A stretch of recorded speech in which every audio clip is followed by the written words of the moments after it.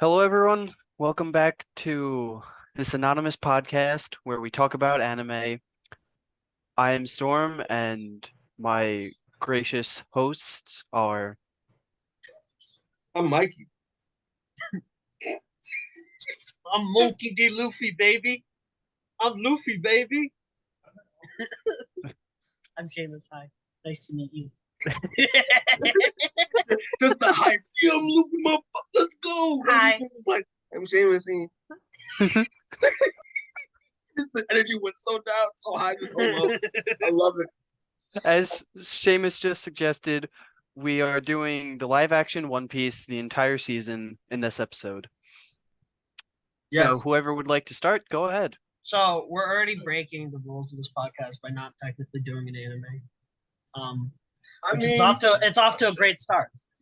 Listen, loopholes. But honestly, loopholes are important. But honestly, if I were to pick one anime adaptation to do, I'd do Edge of Tomorrow. But this is a good second, you know. Let's be clear real quick, because I gotta fill in people who don't know. So obviously these two gentlemen here are like diehard One Piece fans. They've watched all of the anime. Y'all are caught up, I assume, right? Yeah, of course. Yeah, they've all their they probably, and also they read the manga. All their manga pages are sticky. I don't know what, but they're sticky. Yeah, myself, I'm a little bit of the odd one out. I used to watch it back in the day on Toonami when I was a kid, back when I was a young kid from Queens. Now and then after that, not so much. I kind of didn't watch it for a long time, even though I had friends who didn't shut up and was like, "Yo, Mike, you gotta watch One Piece. You gotta watch One Piece, bro. Yeah, you gotta watch One Piece, bro." And I'm just listen, listen. The pitch was like, "Oh, it'll take you 2 years, bro. It take you 2 years, but you can do it." I'm just like, I don't know if I can watch the show for 2 years nonstop, fam. I don't know if I can do that. And then it never happened. But then the live action was coming out. I was looking forward to it because like my boy Iñaki Godoy, who is a good actor, solid actor. I watched The Imperfects, which is a show that Netflix canceled, but it wasn't bad. It was Luffy. Like, okay, you know what? I like that. And I saw the production and the behind the scenes of like how they were, building the set production and the ships, and like it felt like a lot of how they got Oda involved. Who shout out to Oda, because I did my research after preparing for the One Piece show. This man has had a very like miserable life to create one of the like most popular pieces of fiction of all time. He's a genius, and I respect him for that. That's something to aspire to. But like, I'm waiting for this man to retire. He fucking deserves it. Like, he really does. And so like, besides all those factors, like, you know what, like, there's some love and some passion here. I mean, I wanted this to succeed because like after if people don't realize we live under a rock, there have been various anime adaptations that have been not so great, near shitty in fact. Actually, no, very shitty in fact. There's only like a couple exceptions that I can pick off the top of my head. Speed Racer. Dude, do not start on Speed Racer. I could go on about how great Speed Racer is. But yeah, so I was looking forward to hoping to have this see, because I felt the love and the passion throughout those various aspects. And yeah, I watched it, we all watched it, and we're gonna talk about it clearly. So I don't know who wants to say what they, because it's not my podcast, so I'm not gonna be talking the entire time. Okay, Really? I have my own podcast to run. All right. So all you calm down, buddy. Calm down. We're getting there. You were going off. I was letting you go. I know. I'm just kidding. I just love chaos. Okay. The actors that they chose, more specifically that Oda chose, are fucking perfect for their roles. Yeah. He was a part of the casting process, right? Yeah. Mm-hmm. Which is, again, is what you do when you adapt any piece of fiction, because that's why Sandman succeeded, because Neil Gaiman was a part of that casting process. And so yeah, great. Yeah, I don't think they're. I was trying to think, because I think when I was going through this, I was trying to find problems, and it was so difficult to find actual issues that weren't just like little gripes, especially with the cast, because I don't think there's really anyone here that's like super weak. There's some people that are a little off, but like it's not bad. It's just like, oh, that's not how I would have done it. I think there's even like other characters besides the main cast that are so incredibly well written. Like, the actor for what's his name? Kobe. The Kobe is very good. I was gonna I say really like Kobe. it's the cat dude. I can't remember his name. Oh, the crap, the Marine? Quahador? No. Oh, Koro? You know which one I'm talking about, James. In the Usopp arc. Yeah, Captain Koro. Yeah. He was incredibly well chosen. He was so creepy. They chose a dude with a jawline like Pearl has in the anime, and I was like, he was great. I loved Peter Gadio as Shanks. I think that was like yes, surprisingly very good. And also like don't even forget fucking Jeff Ward's Buggy is my Oh god. my god. I think he is the person I've seen the most praised for because people are just so like I've seen people be like, oh the Straw Hats are so good, whatever, but everyone's like, oh my god, Buggy.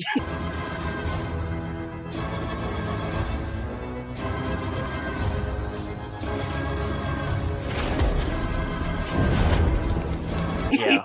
Bruh, like honestly, nearly kind of nuanced. Because to be clear, just more iteration, I watched like a good amount of the stuff that they did in the show before watching this, so I got a little bit of an idea. Dude, like nuanced performance, the guy who plays Buggy. And I was like, because they could have easily just like done like a more of like a because I mean they were going more kind of like not a Pennywise kind of vibe with him to make him a little bit more threatening. They could have easily hammed that, and it could have been very annoying. But no, like it was a really good balance of just like very kind of like very balance of comedy and also kind of like a Pennywise horror type of vibe. Like, yeah, he kind of felt like Joker at some times too during that arc. Yeah. But again, not too much, which would have been it was a good balance. It's very.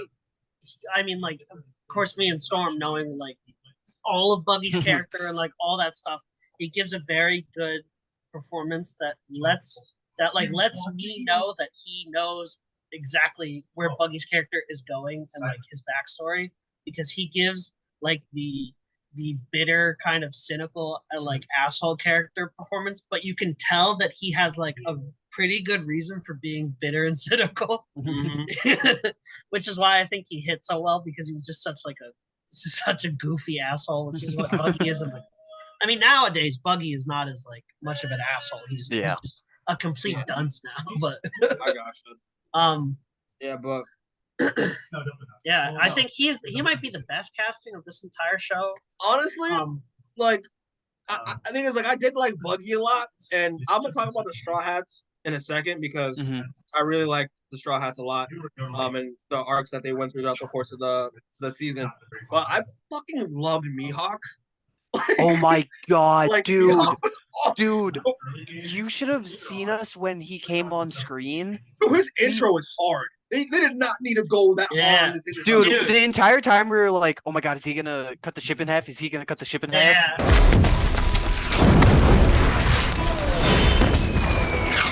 Just killing some time. What can I do for you, Vice Admiral? Like, dude, I love all those memes of like, there's no reason for Mihawk to be spawn camping in East Blue. Yes. they were like, my man is just he's over there just like, and that's why everyone was like, because of that fraud Hawk meme. They were like, look, he's a fraud. He's spawn camping in East Blue because he got nothing better to do. That lazy bum. But I thought his introduction was hard. I mean, it's like what I appreciate about this adaptation of One Piece is the fact that like they clearly understood that like, hey, like the entire world of One Piece is so vast and just so ridiculous in terms of the characters that the characters come across and just the character designs and the creature designs. Like they knew they were like, hey, like we can't just like like dumb down and make it just like a very like hardcore serious show adaptation. They knew that like, listen, what makes the shows great is the the ridiculousness and just like the just like the ridiculousness and kind of like not and hamminess of the show, of the characters and just of the world, the absurdity of it. Like I love how they didn't really hold back on that, and but they didn't go too far where they kind of balanced it with actual like really well written character moments, like very emotional heavy moments with these characters, especially when we get into that. I like how they balance the origins of each of the Straw Hats and contrast that with what they're going through in the present on their adventure that they go on, and how that involves their motivations throughout the course of this season also, and hopefully potential seasons. But yeah, no, I like that's the thing. It was, in terms of like how they built the world, they were extremely faithful. Yeah. Like it was insane. Like they built shit. They built the ships. Like they built almost like everything here is practical for the most part, which is like you don't see that nowadays, and there's kind of like a nice resurgence in TV and film where they're kind of slowly bringing more back practical effects because they realize that it just makes stuff look better. Like Blue Beetle, side tangent, is an example. Blue Beetle suit is all practical. Like, come on! Like it's, but yeah, no, it's, but yeah, I did like the fact that they didn't take away from what One Piece is, which is that absurdity, that ridiculousness, the scope of how the uniqueness of the world is that stuff, and I loved how they kept it throughout the whole season. Also. Yeah, it was really impressive to see them go practical literally everywhere they possibly could, except for like devil fruits, which you can't go practical. Yeah, of course. Yeah, I thought it was like really like. Even then, some of those devil fruit scenes were like practical. Like they did give like Inaki Godoy like actual stretchy arms, like when he's lifting the safe up, and I'm like, oh, that's really funny that they did that. And the thing is like. But this is like a little tangent, but like the stretchy Gum Gum powers were like looked really good. Oh yeah, they look great. Again, like doing stretchy powers in VFX, the history of looking not so good because it's very difficult to pull off, especially with skin. So like the fact they were able to make it in a way where it does look slightly bad, but like that's kind of the point, because like it's supposed to look like a little like, oh, that doesn't look right, but yeah. I mean, Mikey, they perfected it with 2005's Fantastic Four. I mean, they did it like 50 years ago. Yeah, but yeah, I thought that was really cool, but I don't know what y'all thoughts on like the Straw Hats or anything. Oh wait, before we move to the Straw Hats, yeah. One point to add on to like the uniqueness and like crazy stuff, the poster animations. I love that. Dude, I love that they each had their own interaction with it. It really makes me excited since like later on the Straw Hats will obviously get their own, but like we usually get like an update with them after like each arc. So like I want to see if that's gonna change. Like with each arc, are they gonna do it in a different way? How other characters later on are gonna interact with theirs? Because like some of them are so incredibly good. Like Mihawk's, how he does it, he just cuts his up. He does the cross slash. Arlong just eats it. Yeah, straight up. I like. It's. Well, I think that it's kind of brilliant because I think that's gonna be like the thing that this show does. Like throughout the course of everything, like everyone's gonna be looking out for that thing, which is the interaction with the posters. I thought that was really well. I'm glad they got their own thing. That's like, oh, that's a cool new idea. That's like super interesting instead of just like, because I feel like these Netflix anime adaptations are plagued with ideas that you're like, that's really stupid. Why would you like do that at all? But then the One Piece team was like, hey, this is just like a fun little thing to add, and it was like, whatever. It was like the thing I see most talked about is like those poster interactions are really cool. Yeah. But oh yeah, the Straw Hats. Yeah, the Straw Hats. Straw Hat cast. The cast. All right, I'm gonna actually pull up like the IMDb because I'm like forgetting. He doesn't know. I'm forgetting the actual cast members, not the fucking yeah. No, I'm saying you don't know the actual cast members. You didn't know Prep. You're getting fired. Like we're bringing Edwin in. I know Inaki Godoy and like Emily. Yeah. So just talk about Inaki Godoy. Oh yeah, dude, the actor for Zoro has one name, which is like I don't like that. It's just Makenyu. It's just Makenyu. That's it. just weird. Like it's just like I just like just oh man. So Inaki Godoy's Luffy is probably the closest we'd ever gotten to seeing. Oh my god, Luffy in real life. Yeah. Even his personality off screen. It's just Luffy. I love it. Yeah. Like if you've seen like the behind the scenes and how he just interacts with everyone, it's literally Luffy. Oh, but like you mean like screaming in McKenyu's ear every chance he fucking gets? Dude, that is exactly Luffy and Zoro. Like if you would see that in like the show. Mm-hmm. I love that Storm sent me one of those videos from Netflix where it was the whole cast doing a Riz competition. Oh my god! I saw that. Dude, that fucking killed me. I died. When you see this man bite his lip and go like, yeah. When you see Usopp successfully being like, "You can be my captain any day," and then it cuts to Sanji going, "I have great mouth," and then just everyone going like, "Holy shit, dude!" With me, you'll never drown. I'm a great mouth. That's exactly. It's literally just exactly what they would do. Like Usopp would be able to lie his ass off and be like, "What's up, girl?" Whereas Sanji would immediately see a woman and be like, "I want fuck you," and then run away and cry. Yeah, like and the thing is, right, like from what I saw what I saw the anime and of like from back in the day and from rewatching, like Luffy, I was a little worried when like Inaki Godoy was gonna be Luffy. Even though I saw his performance in the Imperfects and I could see like, yeah, I could definitely see Luffy in him for sure. But like the way that how they were gonna write him into like the show, because Luffy, in my opinion, at times can be a little annoying because he always says, "Oh, I want to be the king of the pirates. I'm gonna find the One Piece all the fucking time," and it's just like, but they did it in a way in this show where, like, he like when it starts off, he's like, "Yeah, like I'm Luffy. I want to be king of the pirates," and it kind of like it's kind of like a very, in a way, shallow type of like connotation in terms of that, like how he says it. But in the point of the parts of the story when like he starts growing his crew and developing all these relationships, he actually by the end of the season, when he keeps saying, okay, when he says again like Luffy, I'm gonna be king of the pirates, I'm gonna find the One Piece, now he actually has like an actual like proper motivation behind what he means by that, because he's grown throughout the course of his entire story, throughout all the characters he interacted with. And I thought that was like very well done. And it was like, yeah, like now he actually like he grows into having a purpose for why he says that all the time. And I'm like, I love that. That was very smart the way they wrote it. And I was like, yeah, it's good shit. And it's just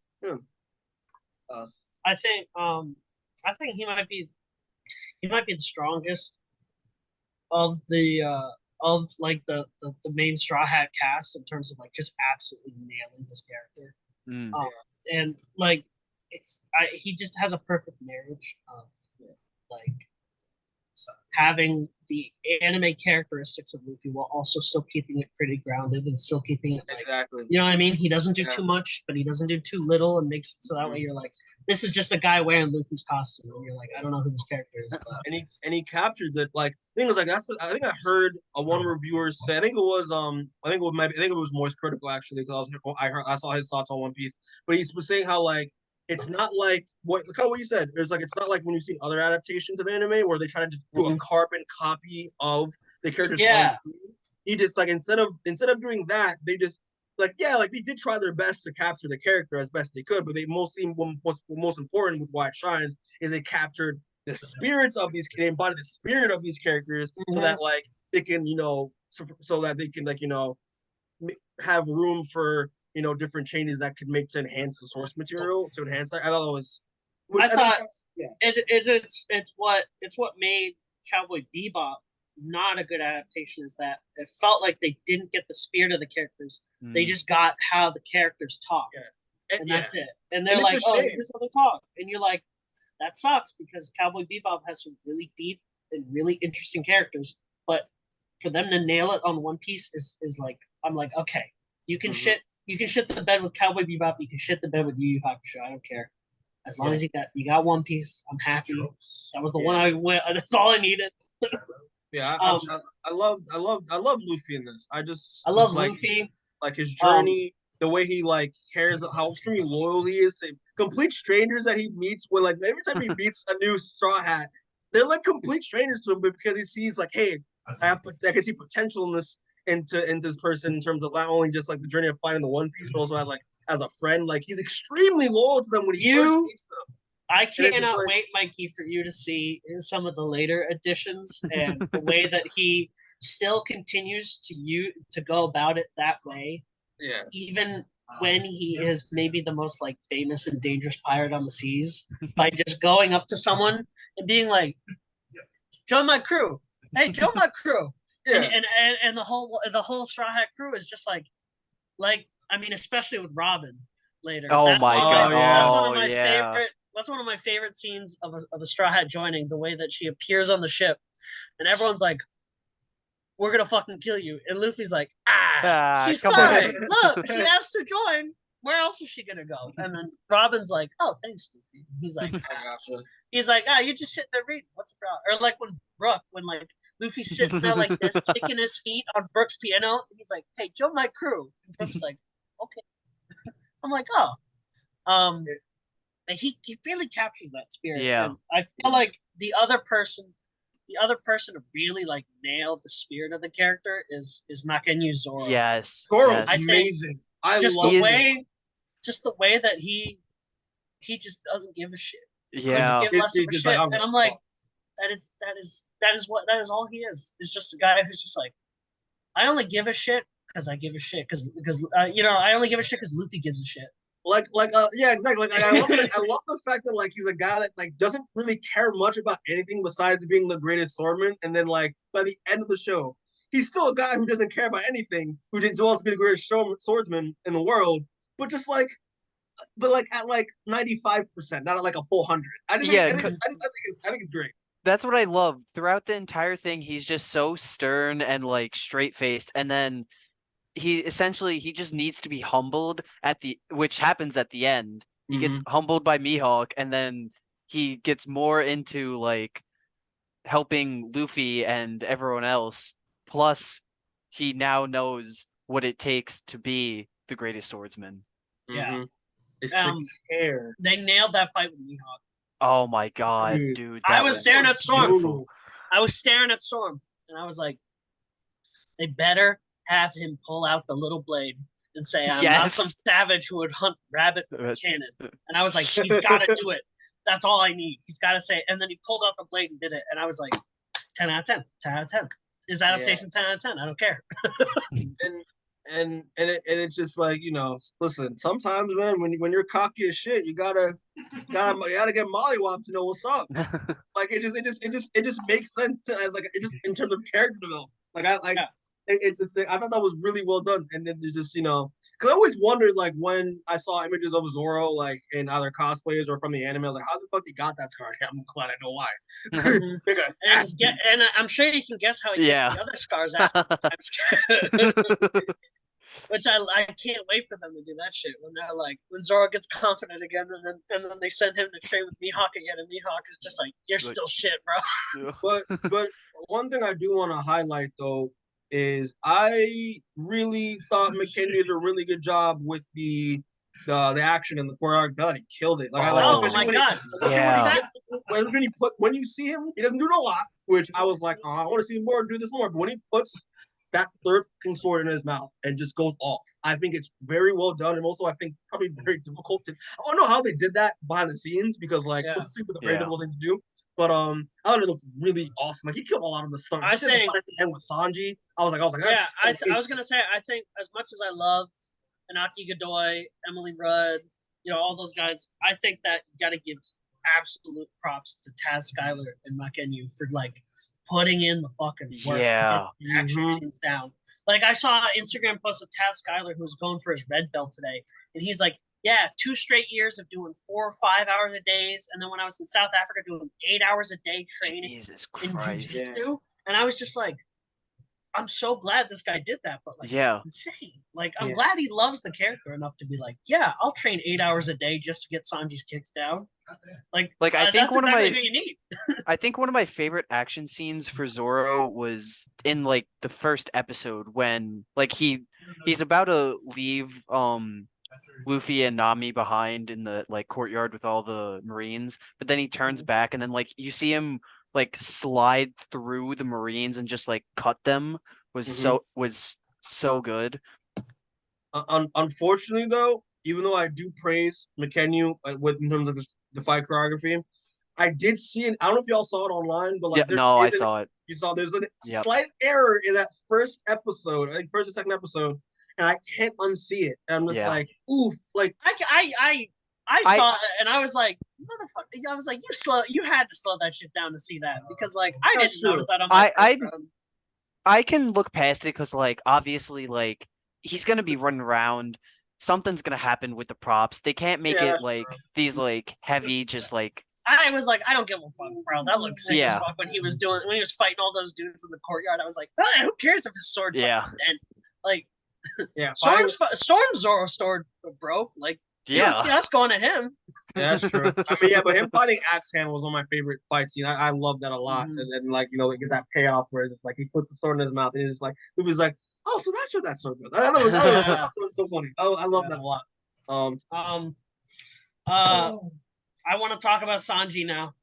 We're moving on. Yes. My favorite. Like, dude, I'm moving on. His kicks are insane. Because I didn't know that fact that like the actors had to do all that training.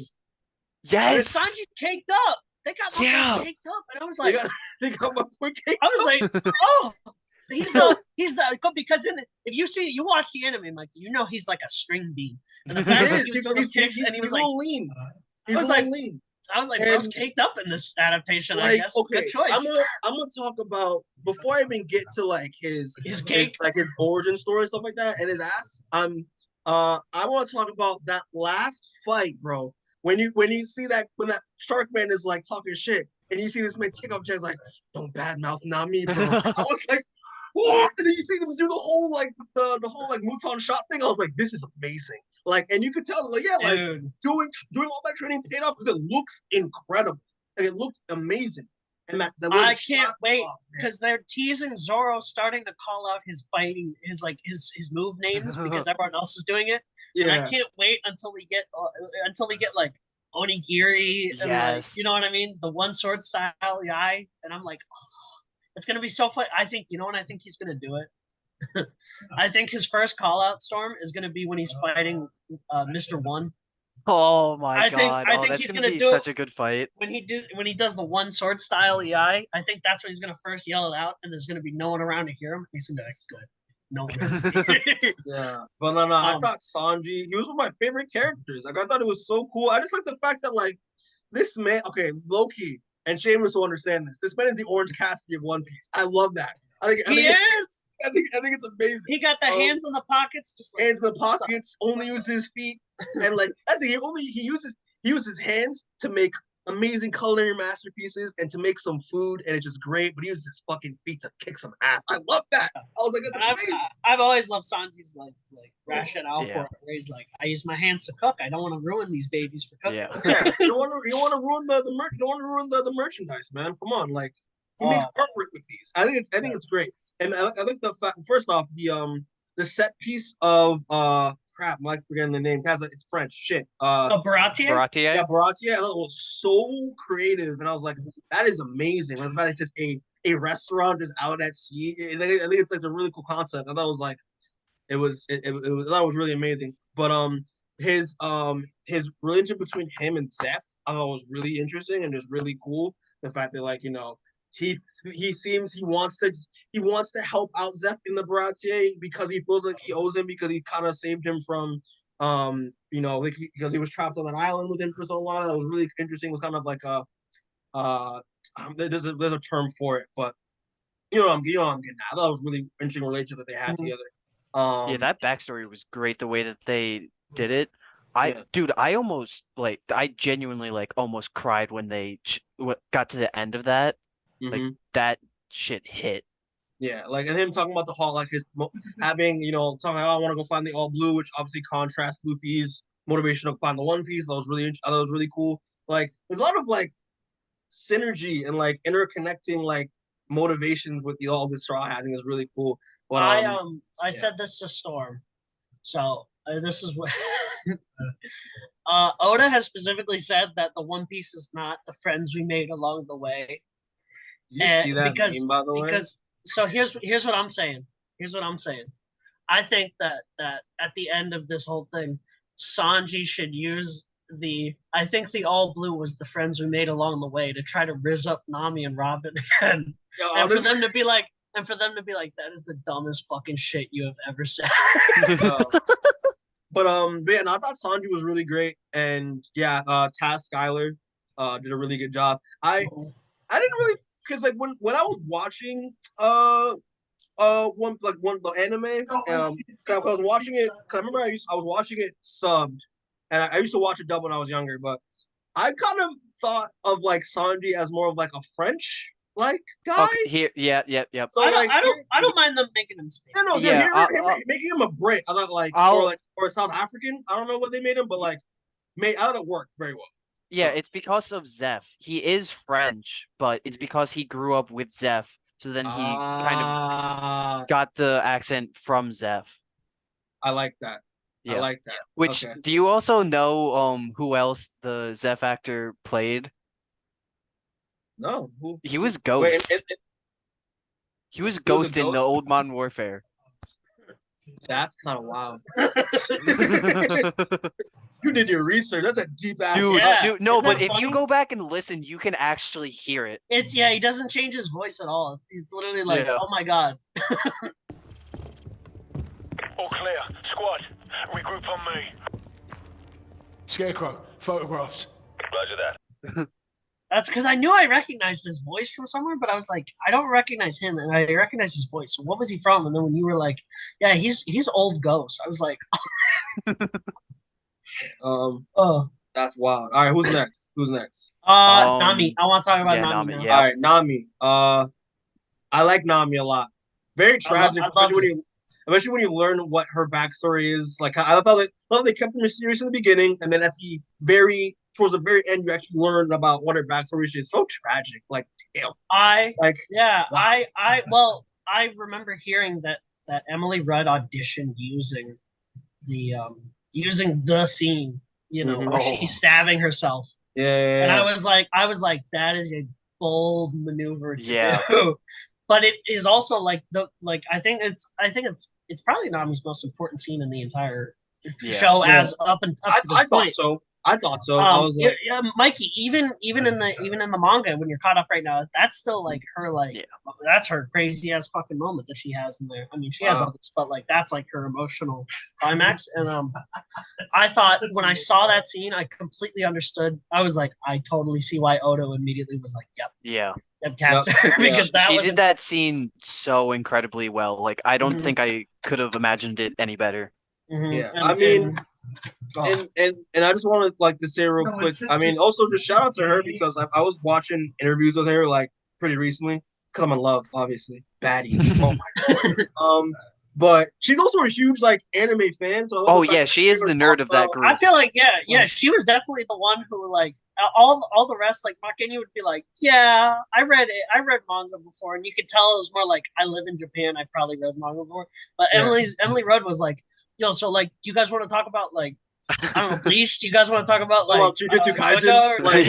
Like she's like, whoa, like yo, like she got skin in the game, and I was like, it bled through because obviously she's watched or read One Piece even before this show was even announced. So like, she already had that passion in the performance and knew what it took to bring this character to life. And I think the only thing that I am sad that is missing is that I hope next season she gets more opportunities to display her insane greed.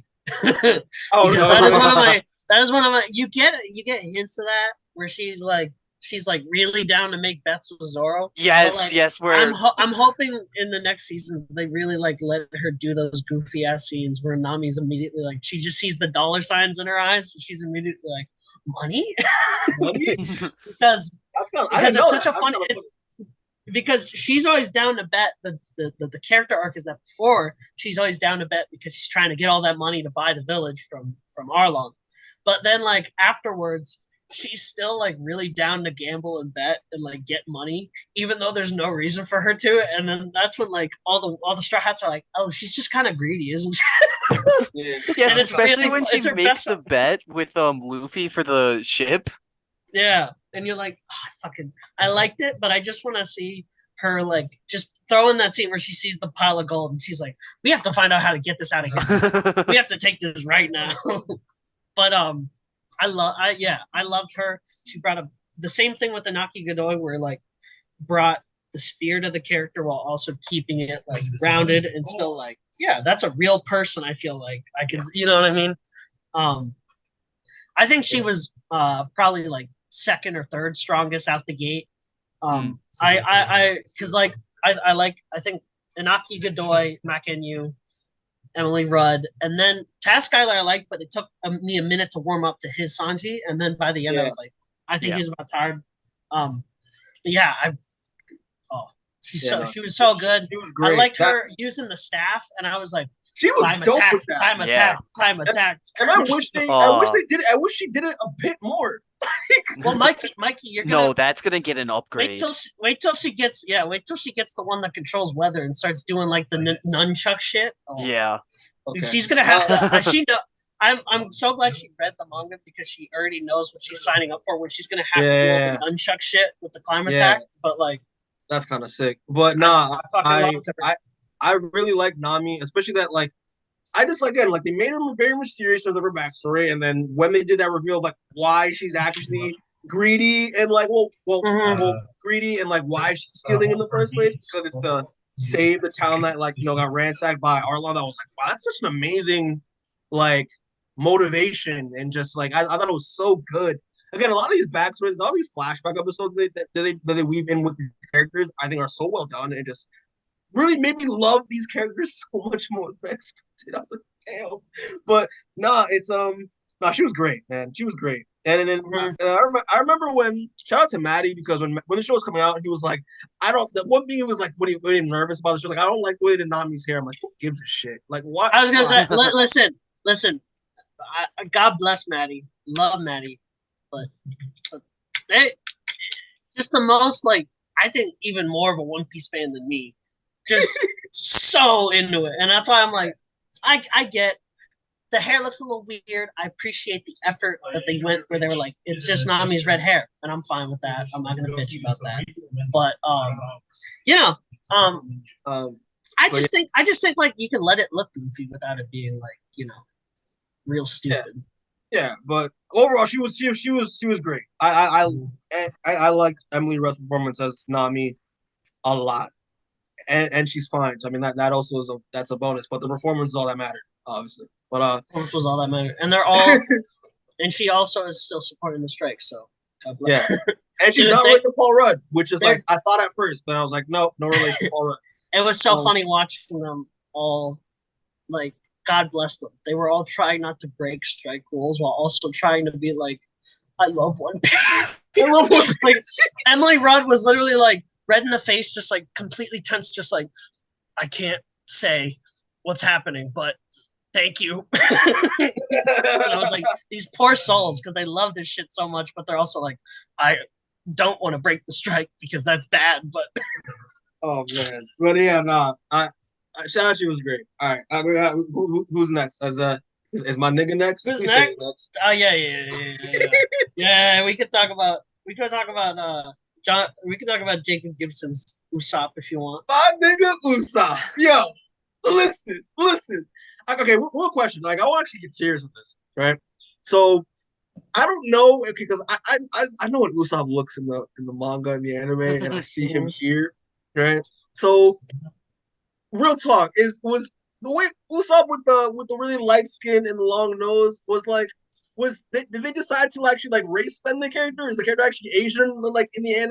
No, he's supposed to be African in the Oh, so that's how Oda thinks black people look like. That's amazing. Yeah. All right, no, Mikey, he gave him a long nose because it's like Pinocchio because he's a liar. That's the point, is that Oda was like, oh, I'll give him a long nose like Pinocchio because but he still looks like Lionel Richie, bro. Come on. He does look like Lionel Richie. He still He got the I don't Lionel want to Richie hair too. he got the soul glow. Like I was gonna say he's got the hair, dude. And I like I see what you're saying, but like you could have just made this man dark skinned and have him have naps. So you didn't have to make this man look like the freaking like villain in Coming to America. Like you didn't have to make him like with the soul glow. Like come on, come on. Like but listen, jokes aside, love Usopp. Usopp reminded me a lot of myself. It was kind of fucking wild. I was like, Jesus Christ, like this man is like the way he like lied through his teeth all the time, trying to tell stories a lot. I really lied, but he had like I love it because Jacob Gibson brings the perfect level of like I'm lying, but I can also really pull off lying because I do have a lot of charisma. Like his riz is on point. It's incredible. It's yes. It's better than Sanji's. God damn it! His riz is incredible. But that's why I thought that was another perfect like just a perfect like anime character, real world person, put them together where like he's still Usopp, he's still like a liar, he's still a little bit of a coward, but Jacob Gibson brings the charisma that he can pull off lying and that he can be like, yeah, I can just say shit and people will believe me. and I really liked his backstory with like, because like I love how like the initial like first time you see Usopp as a kid in the first episode and the first part of the episode, it's like him warning about pirates are coming, and like you legitimately think, oh shit, like he may have had a traumatic event involving some pirates, and maybe that's why he's afraid, but no, he just lied. Because he just keeps saying pirates because he just wants to like get his dad back. Like it's just I thought that was so well done and so smart the way they played on that, and also just like it's just like damn like Usopp is lying through his teeth all the time about being a pirate and being like a great captain with this massive army leaving people in the bad because like he just doesn't have it. He just never met his dad. His dad fucking left like an asshole to go out to sea. I think you see his dad more than he saw his dad in the show. I felt that too. I thought I saw more like, listen, they have the Cold Child Protective Services. This is ridiculous, but it's just like I love that so much. I'm like that kind of like, I mean, I kind of hit. I was like, Jesus, I was like, wow, that's like a really play on that. And it's like, but yeah, no, also just love the but let's like he's a storyteller. He very crafty and just clever in terms of like he's kind of like I think that's why like Luffy kind of picked him is because he's kind of like a battle. He's kind of like a battle strategist. Like he likes to think out of the box in terms of how he goes about fights, even though he knows he's weak himself. I like that a lot. Like it's his mind that he plays on. You will get there. So like oh yeah, he's gonna fucking like go back in time and warp time. No, and shit. No, Mikey. He just continuously does what you're saying you love about him, but like increasingly like more batshit insane shit. Yeah. Like he never really gets. The only power-ups he gets is that he just creates new strategies that are more effective. Like he never the only physical power-up he gets is that he gets kind of jacked. Yeah. All right. And there's another there's another power he gets, but like keep him grounded. Yeah. Like that. He gets another power, but like it's like one that most okay. I don't know where you heard the time shit, but like Don't say that again. Don't say that again. Don't say that.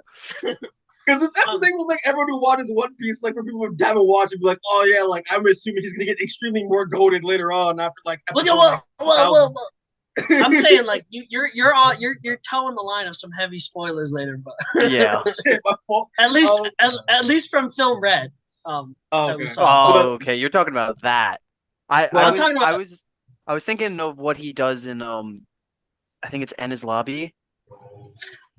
I mean, where he becomes Jesus Christ? Yeah, that's what I was thinking. Okay. So is Mark Miller in this shit? No, he. Okay, there's a whole arc involving him having his pride hurt badly, and so he basically becomes Batman, where he comes back with a whole superhero outfit and has his own theme song, and he desperately tells everyone that he is definitely not Usopp, and he's like, but I'm much stronger than Usopp. My friend Usopp told me to come help you guys because you're his friend. And it's very funny because he wears a mask, but since his nose is so long, he has to cut out a hole so his nose pokes through. So everyone's like, "Bro, there's no one else with a nose like that." And he calls himself Soga King, which is like Sniper King. Okay. and That's kind of funny. And he's like, "No, I'm not Usopp. I'm God D Usopp." And it's a great arc, but like that's the power up that he gets is that he just lies harder in that entire arc. Is that he's not like because everyone else in that arc in Enies Lobby gets like a major power up, but Usopp just like I'm gonna go full into a character and lie my ass off.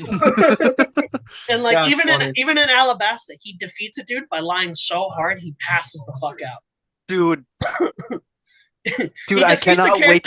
Dude, I cannot wait to see that in live action. That is gonna be the funniest shit. And that's why I feel like he is the weakest in this season, but only because Usopp really isn't given much to do, even in his own arc, even in the anime. He wasn't.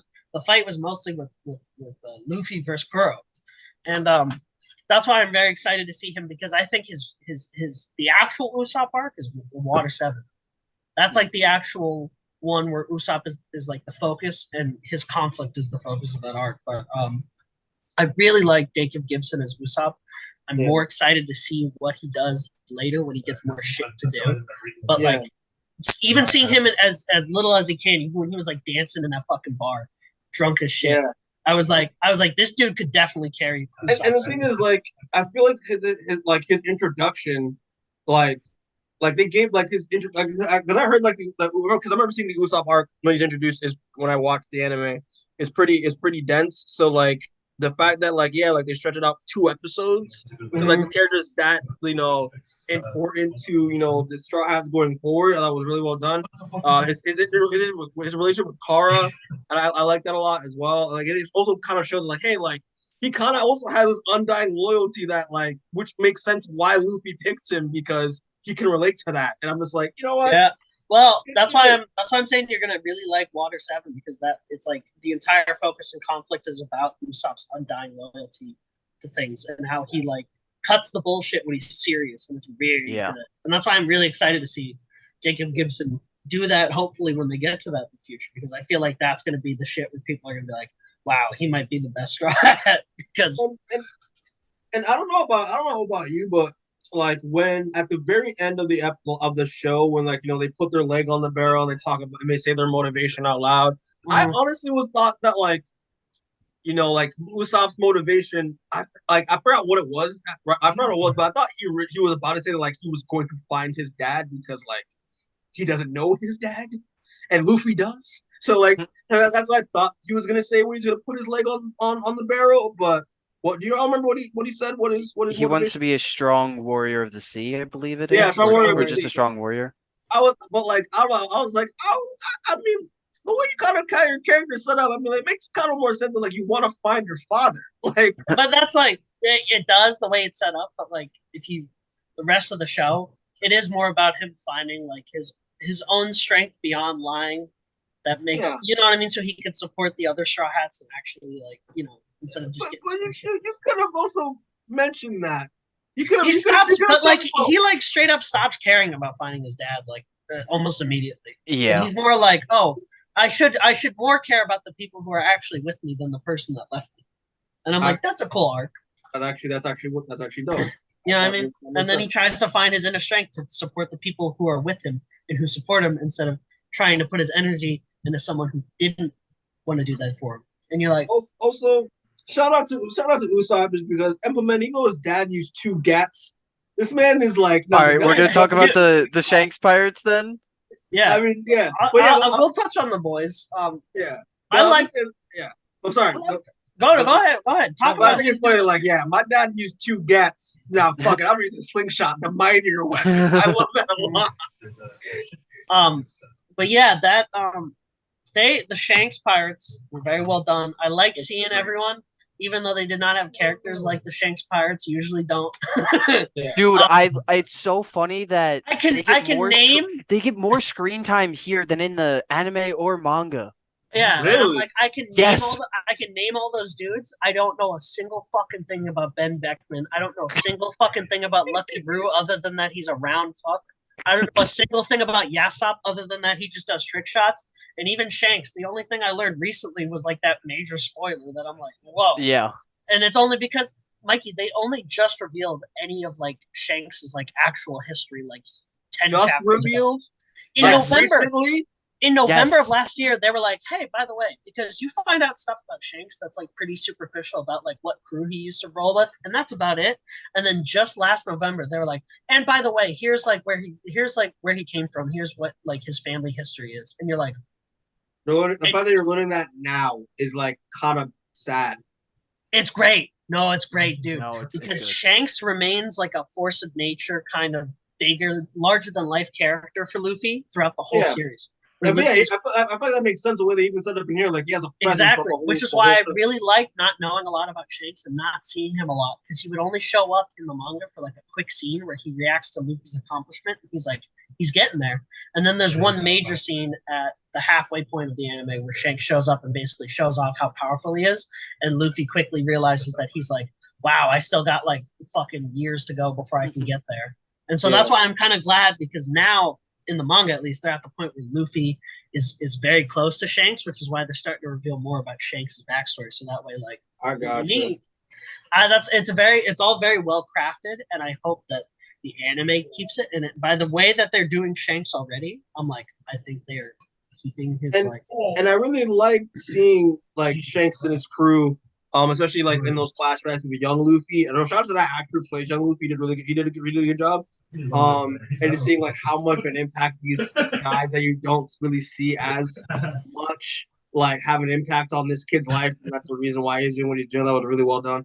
When he eats the gum fruit, and also like, I also love the fact that like they kept the gum fruit and made it look exactly like the gum fruit, and then he bites into it, it looks like a fucking like plum, and it's like how does that work? But I really did like that stuff a lot, and seeing Shanks, and also seeing the fact that like they touch on when Mihawk ends up meeting them all, and shows him Luffy's poster. I thought that was a really touching moment. Yeah, Mikey, that's like the most you get of Shanks throughout the show. Yeah. It's like someone going up or him seeing Luffy's new poster and being like, "Damn, kid's doing it." Except for Marineford, but that's a whole other thing. I'm just I just realized something. I wonder what they're gonna make Luffy's poster like interaction when we see. Yeah, that's what I'm wondering. Like everyone's like, I think what he's are they gonna gonna do? He's gonna stretch back and punch through it. I think. Oh, he's gonna eat it. Because I think they're probably going to start next season with like one of the Log Town fights immediately, and everyone's going to be reacting to their posters in like the opening fight. Wait, and also shout out to Yasopp. Shout out to Yasopp. I was like, yo, this motherfucker definitely played Assassin's Creed Black Flag. Dude, just the trick shot. I found it so funny that he was like, I could shoot him normally, but I could also bounce this bullet off and make it look really cool. Dude, it was sick. I was like, what the fuck? Like I like it when like you take pirate shit and you do it like this show did, or like Assassin's Creed Black Flag, man, make it just like 10 times more ridiculous and just more epic. I just in terms of like the fighting, I like it a lot. Yeah. Oh my god. His famous like line of you can disrespect me but don't hurt my friends, and then he does like, and then I know they changed this up for the show, but like he does the finger gun, and then I think it's what Lucky Roo is behind him and shoots the guy. Yeah. Dude, I love that. I was like, that's certainly a great way to adapt that shit because that looked cool as hell. Yeah, dude, that was sick. But also, rewind the tape real quick. Just. Yeah, another point. Yep. Yeah. So I just looked up who the fuck Jeff Ward was, bro. That was fucking Deke Shaw from fucking Agents of Shield. Yes, Wow. dude. He's Deke from Agents of Shield. I was looking at him the entire time I was watching the show. I'm like, this guy looks familiar. Like I feel like I've seen this man somewhere else. Even when he had the clown makeup, I was like, I just looked him out. I was like, this man's an amazing actor. Like I never thought I saw this potential in him, like ever. Like I was like, this is incredible. Like I would have, damn, bro, Deke, bro. Maybe you watch Agents of Shield. A while ago, yeah, I did. Bruh. I don't fully remember it though. Watch clips of this man on that show and watch him, and it is night and fucking day. It is insane. Wow. Okay. It's very funny. Shout out to him. Another Shanks thing, which I'll try to like keep it as like non-spoilerly as possible, is when he's saving Luffy from the what's it called, Seamus? It's when he loses the arm. Isn't it the Sea King? Yeah, the Sea King. What he does to well, stop it. Okay, yeah, you can talk. Listen, bro. At this point, you can't really say that hockey's a spoiler, given that it's a major power system.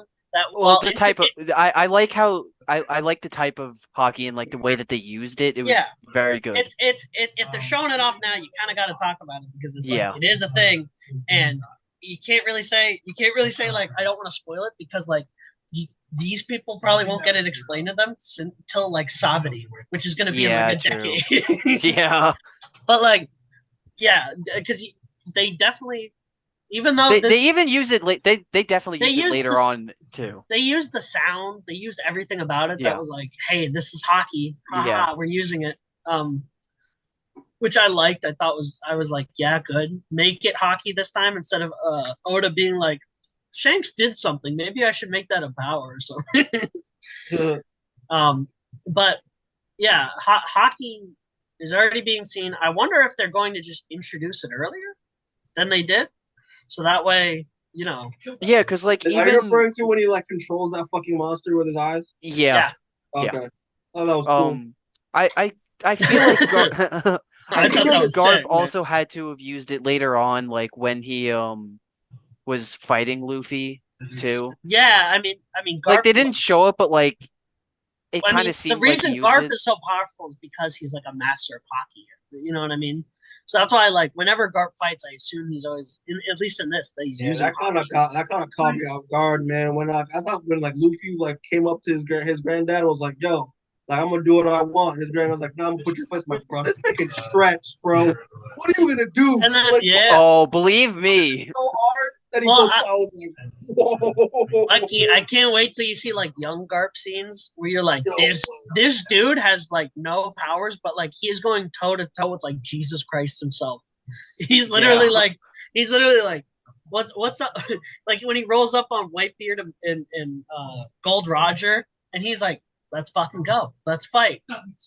I'm like, or when he it was just him and Gold Roger versus the Rocks Pirates. Oh, you know what I mean? Like knowing who's a part of the Rocks Pirates and how they fucking whoop their ass. You're like, Garp went 1-on-1 with Kaido and Big Mom and was just like, fucking see ya. I was like, oh.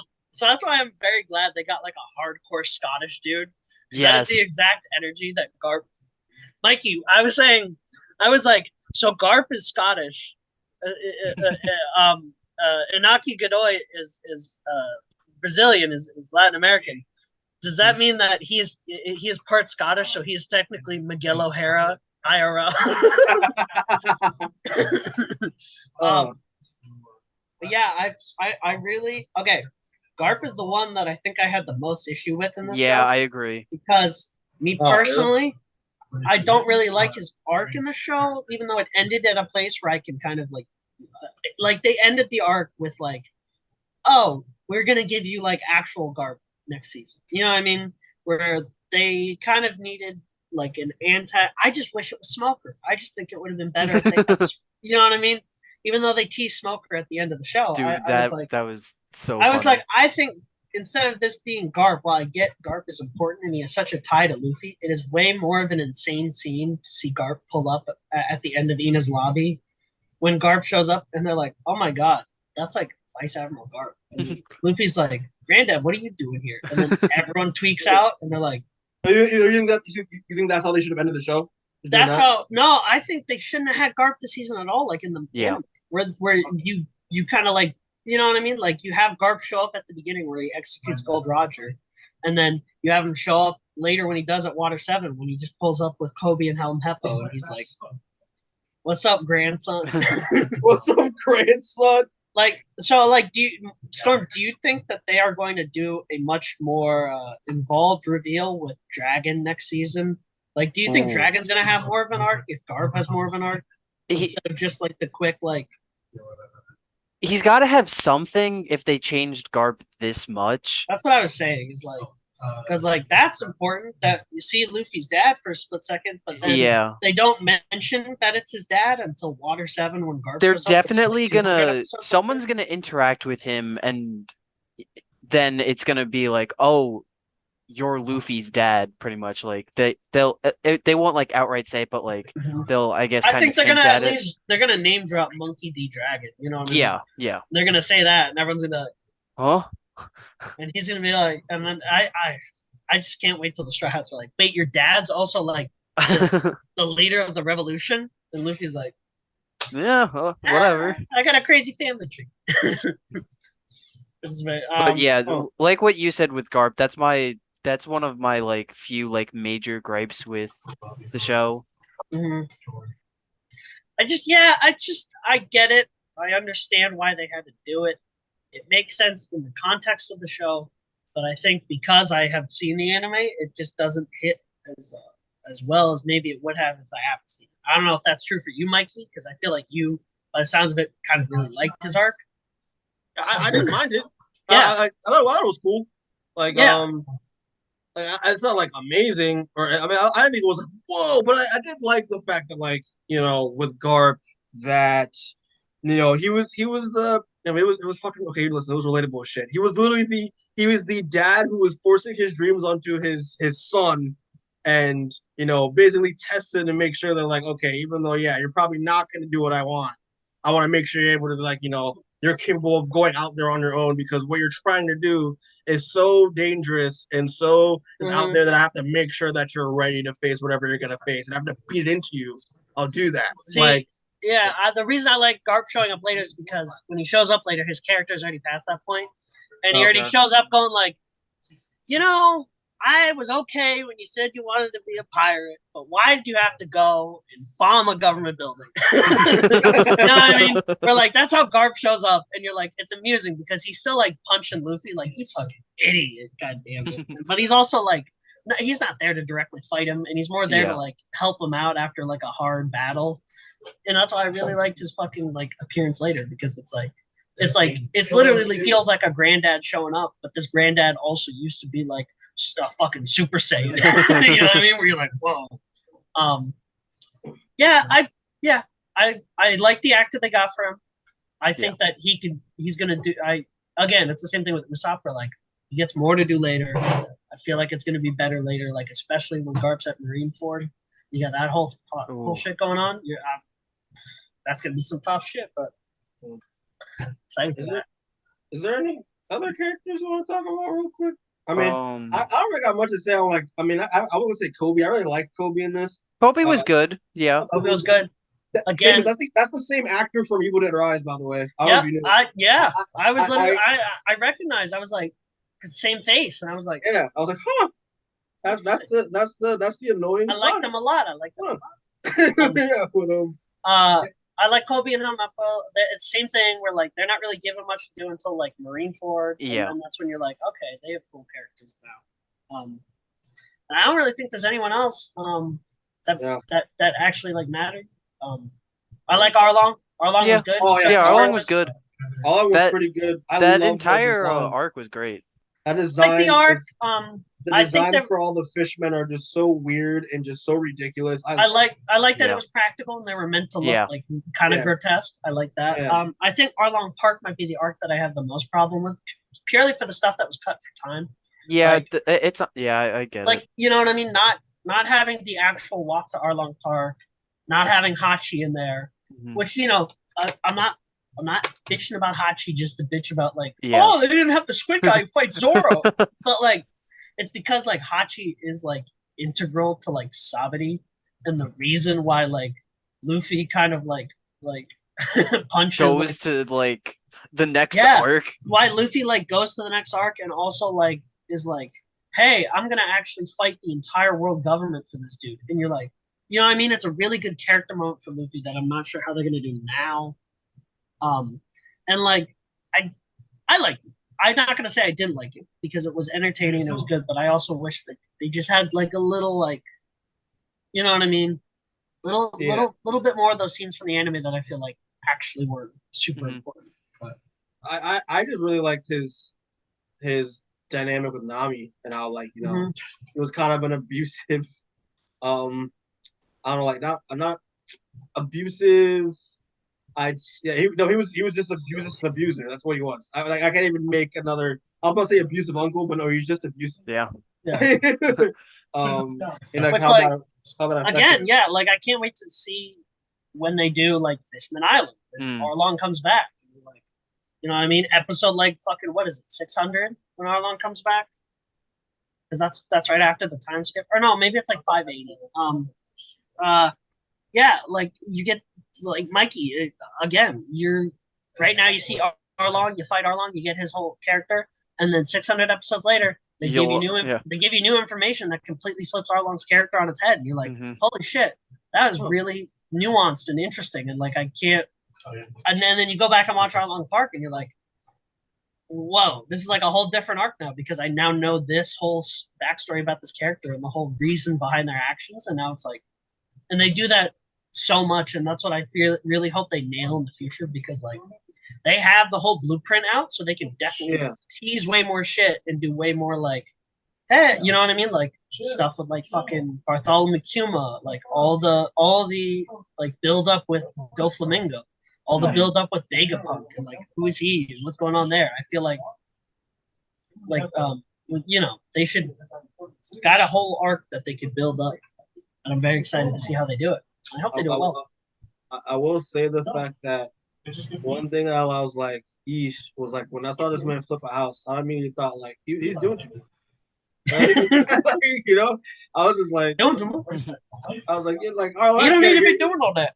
Yeah, you're a tough guy and all that shit, but like you're kind of you don't need to flip a house, bro. You could lift it up a little bit. You know what I mean? It's just too excessive.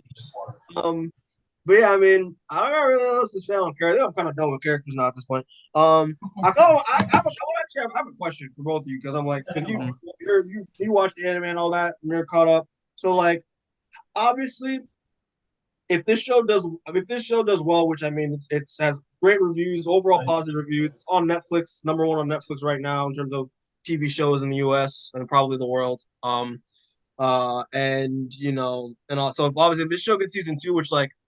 I don't understand why they wouldn't give it a season 2, and maybe just only. I think the only reason it hasn't already been announced is because of the strikes. I think if the strikes weren't going on right now, they would have announced it before the premiere. Yeah. Also, there's like I was talking to a friend about it because she's a huge One Piece fan. The only thing that's also holding it back is the show is really expensive to make. So like this. Well, I mean, the budget for like Lord of the Rings, I think, for Amazon, I think it was.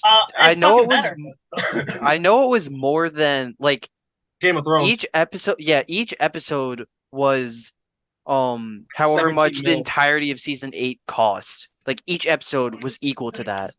Mm-hmm. Yeah, it was like I looked it up. It was like 17.47 mil, I think, which was like 138 million for the whole season, which is a lot for a TV show. So, listen though, it's beating Stranger Things and Wednesday numbers. Like it's like it is kicking that shit's ass. So that's why I'm like, so like, there's no way it won't get a season 2. But obviously we're not hearing everything because we said the strikes. But like, I'm curious though because obviously the show has over 1,000 episodes, right? How do you think they're going to be organizing these seasons? Because they can't make like 30 seasons of a live action show, can they? On Netflix, only they want that. Well, I think the issue is that like they kind of are gonna have to. Like we had this entire discussion after we finished watching. Like we were like, how are they gonna break this up later? And I was like, and it's still going. That's the thing. Like, it's not over. I was like, see, at the most you could do like a major like saga a season. So so then you would have what? You'd have Alabasta. Alabasta's next. You'd have Skypiea, and then you'd have Water 7 Ena's Lobby, then you'd have Thriller Bark, then you have Sabadi, then you have Impel Down, then you have Marineford, then you have Fishman Island, then you have Dressrosa, then you have Zoo, then you have Whole Cake Island, then you have Wano, which is probably gonna have to be 2 seasons at least. And that 11 seasons right there of shit, and that's not even doing just the in-between arcs that you need to set up the next arc. So obviously a lot of things are gonna be cut out because I think that they're gonna have to. There's certainly shit that they can cut to make it leaner and make it more of like a tight story, and there's definitely stuff that they can move around to be like, okay, if we do this now, it makes this, you know what I mean? Yeah, but like, there's just straight up no way around like minimum 8 seasons. You know what I mean? 8 more, like that's which Listen, if Smallville can do it, One Piece. That's what I was thinking. That's literally Smallville. Like Smallville lasted like 11 seasons. Like Supernatural lasted like 15. Like that's what I'm saying. Is I feel like they can. And that's what like my concern is that like like I don't know how long these actors are. I don't know how long. Even though they're big fans of the source material, that's a long commitment to take. And they're so not getting and then any the younger. other. Like Emily Blunt is 30. Yeah, I don't think the issue is the actors. I think the actors will play those fucking characters to the day they die. They seem like they had the most die-hard cast I've ever seen in anything. Mm-hmm. I think the issue that me and Storm were talking about, which we touched on earlier, was that the budget is already at $17 million an episode, and we have not even gotten to the arcs where like you are seeing shit happen that is just like unfathomable. You haven't gotten to like the actually like crazy devil like, fruit powers. We were like, I keep seeing photos of Luffy in his Gear 5, so I'm like, okay, if they're gonna do that, yeah, but that's like so far. The issue that we have is Marineford. Honestly, that's like the major issue because Marineford is a war. It's a fuck fest. It's a war between the Marines and the pirates, and all of them have crazy devil fruits. So like, we were like, you're gonna have to animate a big golden Buddha dude who's like 200 feet tall. You're going to have to animate some guy freezing a tidal wave that's also 200 feet tall. You're going to have to animate Whitebeard using his earthquake power to turn the world upside down. You're going to have to animate some guy summoning a volcano in the middle of the arc. You're going to have to animate Crocodile turning into sand like Sandman. You know what I mean? Yeah. On top of Luffy and Ace's like fucking double. One Piece sometimes when you describe shit to One Piece to me, like it sounds like too fucking much. I'm sorry. That's what I'm saying. But that's the thing. It will be. It works, and it's such a great arc. But like the budget for those episodes alone is going to be like Netflix is just going to have to suck it up and be like, yeah, we're going to lose money on this, but like we're already in it. Like, that's going to have to be double what they've been doing this episode, this season, just to be like watchable because like and that's not even counting like fucking isn't Gecko Moria's there. Doflamingo and Doflamingo's there, and you got the Giants too. Remember? Yes. Oh my god, I forgot about the undead Giants, dude. No, but they could actually probably do the Giants decently well if like how Game of Thrones did it. Game of Thrones did Giants pretty well. If they do that, it might work. But that on top of all the other shit. No, I know, you know what I mean? And then like, you're just there's so much going on. All right, I'm gonna stop y'all right there. Because again, this is too much for my brain to process. Right. But Mikey, you get it now. But what you're saying is that like, due to them making a live adaptation of One Piece, they've dug themselves into a financial abyss. Because I'm saying that they are either going to have to just say, "Hey, we're canceling it. We got to Alabasta. Good luck." You know what I mean? Or they're going to have to be like, "We have to take the hit," because they can't adapt that and make it look like shit. Because it's not only one of the most famous arcs in One Piece, it's also like one of the most important because it entirely is the catalyst for like the entire second half of the series. So like they that's what I'm saying. They either got to be like, hey, we're done, we're fucked, or they have to be like, hey, we're gonna lose money. This is gonna cost like $50 million an episode, and see ya. So because like Fishman Island wouldn't be as bad, Dressrosa wouldn't be as bad. Yeah. We were talking about this. We're like, the other arcs wouldn't be as bad. It's literally just Marineford where they have so much shit they have to do. The only other arc that might be as bad is Wano.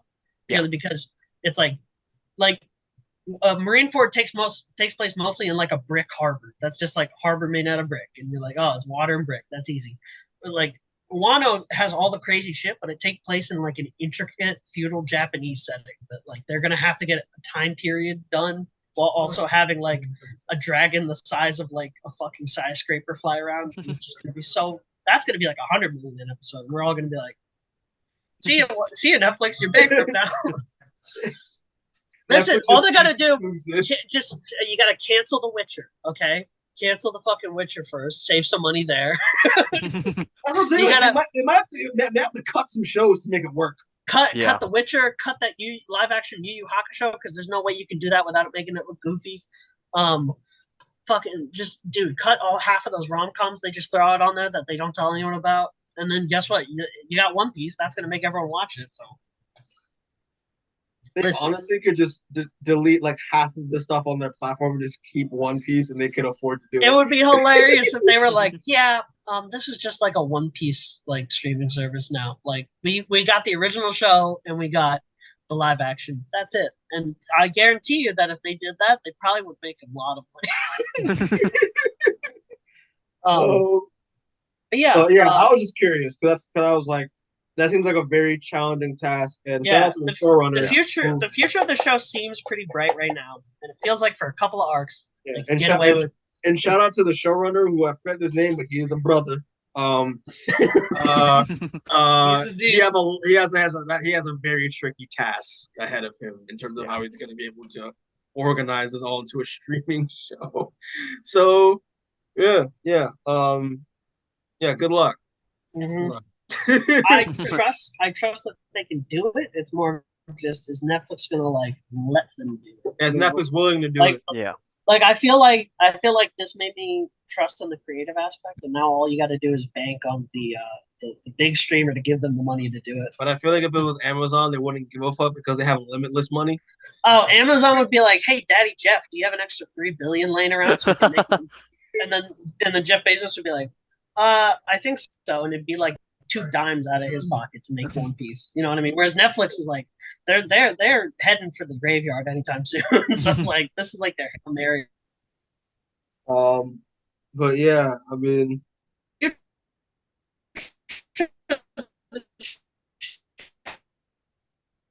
oh shit, Netflix broke him. Netflix found out he was talking shit. They broke him. Lord. Oh, is he here? Oh. Watch The Witcher. Sub to Netflix. Watch The Witcher. But I mean, overall, I mean, if you guys were to rate it, it's a shit. It is. I would give it a 9. I really liked the show. I liked it. I went in with like mid expectations, not too high, not too low, but like I came out really invested with these characters and just the world, and I want more, even though that would like take 2 years off of my life if I tried. But like, it's just I really like this, and I love it actually. I by the end of the year, this might be one of my favorite shows of the year, probably my favorite show of the year. But who knows? But yeah, no, it's 9. It's 9. It's a 9.5. It's not 9.5. It's a 9 for me. 8.5, 9. It's good. It's really good. Yeah, I said 8.5. I agree. Yeah. I think it's really fucking good. I don't think you can get much better than this. This probably cements it as like one of the best anime adaptations I think I've ever seen. Besides Speed Racer. It's definitely well, you can't beat Speed Racer. You know? Yeah. I think it's up there with it's tied there with like Edge of Tomorrow in terms of like, this shit was good. This was some good shit. But I think with what it did, it was very well. Even though it left out a few things I would have preferred in there, it still outdoes almost every one of its competitors in live action. So yeah, I mean, actually, I'll ask this, but obviously, a lot of people will check out One Piece clearly because this show is great. But like, what other anime live action adaptations that are good, which is a very limited selection, would you recommend people to watch? Because have faith. I haven't watched any others besides Speed Racer. I'm gonna give you one. It's not. You're not gonna get blown away like you are with One Piece, but it's pretty. It's not as. It's one of the better ones. I'd say those live action Japanese Bleach movies. I've thought Okay. about watching that. I Wait, haven't watched those, but no, I've Are thought you, about are it. you talking about the one on Netflix or the one they made other ones? No, I'm pretty sure it's on Netflix too. No, yeah, the one on Netflix is actually pretty good. It's solid. It's not. Yeah, of course you're not gonna get. It doesn't have the budget of One Piece, but like for what it tries to do, it kind of does a pretty good job for It pisses adapting me things. off. And I was like, Because that came out, like 2019, 2018, and we haven't Yeah. gotten the sequel at all. And I'm just yeah, like, well, oh, I mean, there's no way. I was just glad they were like, hey, we did live action Bleach, and it kind of looked cool. And they actually they didn't fuck with it. And it was so good that like if you actually like watch it dubbed, it's the same voice actors who do the anime. Yeah, It's was like, I love Johnny that. I like Johnny watching Young it that Bosch pulling up for that shit. Yeah, Yeah, like, sir. God bless him. Yeah, it came out 2018, and it's just like nothing. And I'm Yeah. just like, it sucks. Uh, but I don't want to. No, I'm not recommending Rurouni Kenshin. No. Fuck oh, it. I can't recommend that shit after that creator became I mean, the most prolific pedophile in Japanese history or whatever. Stormy, don't got any that you want to recommend besides Speed Racer? Dude, I haven't watched any others. Okay, well, Because He's from what keeping I it pure. I mean, Seamus already knows what I'm gonna say. if you want to get absolutely wasted and watch Dragon Ball Evolution, it's only you can only enjoy that when you're absolutely wasted because then you can giggle at just. I don't think reminisce. alcohol can even do it. I think you might have to get on heroin. Dude, I watched that as a kid. My mom rented that, and I was so mad at how bad it was. I actually broke the rental, and my mom had to pay for it. That's how mad I was I was like. So I was like, I'm gonna say.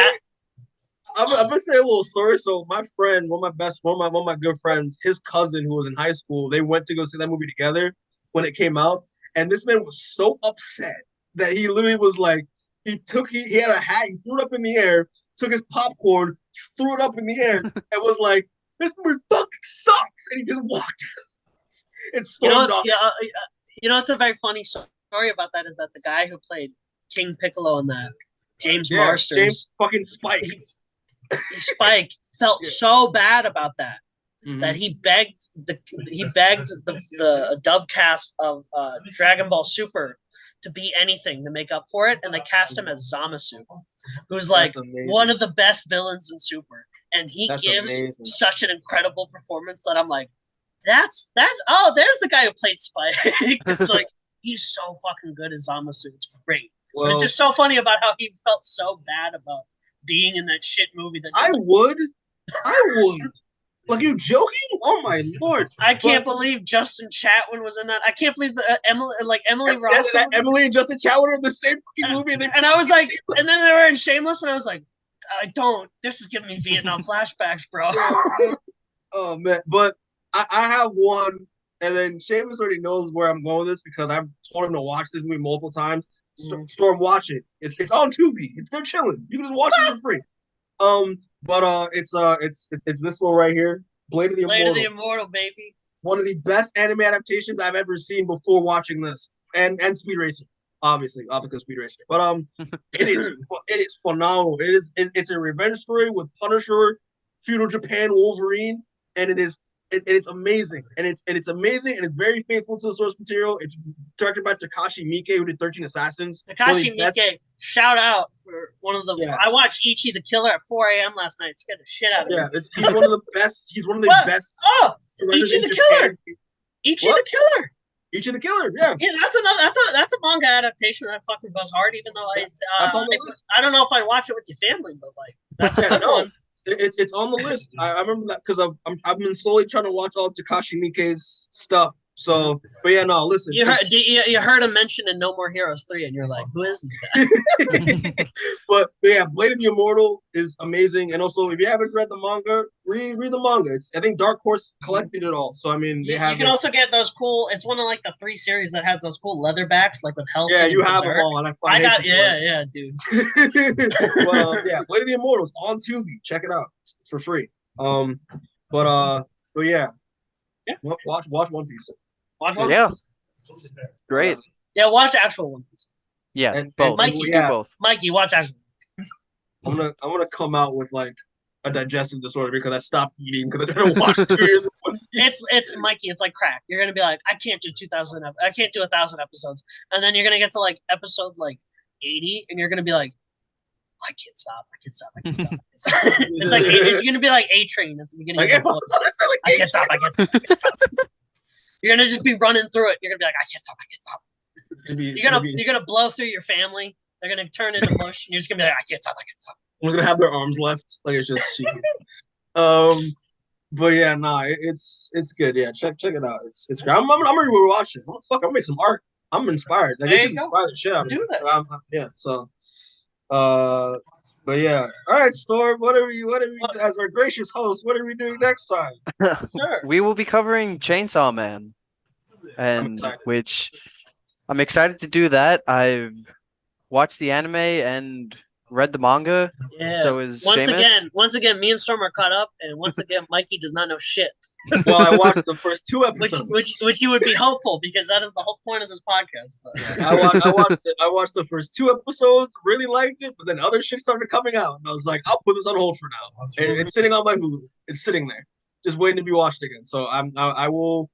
Yeah, I will definitely rewatch it. I'm going to. I told Seamus when we did me, him, and Maddie did best and worst comics, and he nominated Chainsaw Man as one of his books. I said that, like, I think the artwork for Chainsaw Man is so good that it might